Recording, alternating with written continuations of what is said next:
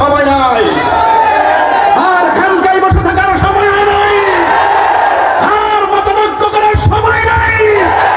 আমাদেরকে হাতে হাত রাখতে হবে, আমাদেরকে বুকে বুক রাখতে হবে।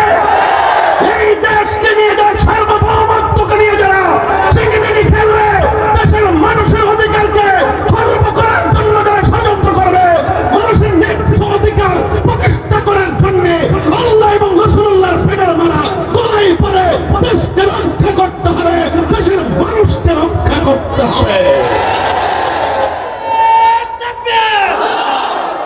আমরা কি দুই না এক? হাত তুলে বলতে হবে দুই না এক, আরো বড় করে দুই না এক। আমরা কি আলাদা থাকবো?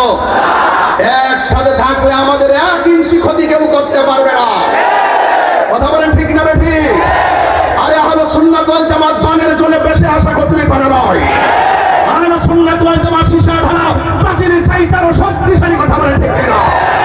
আরে আহলে সুন্নাত ওয়াল জামাত চাঁদাবাজিতে বিশ্বাস করে না, দুর্নীতিতে বিশ্বাস করে না, যারা অপরাধে বিশ্বাস করে না, সন্ত্রাসীতে বিশ্বাস করে না।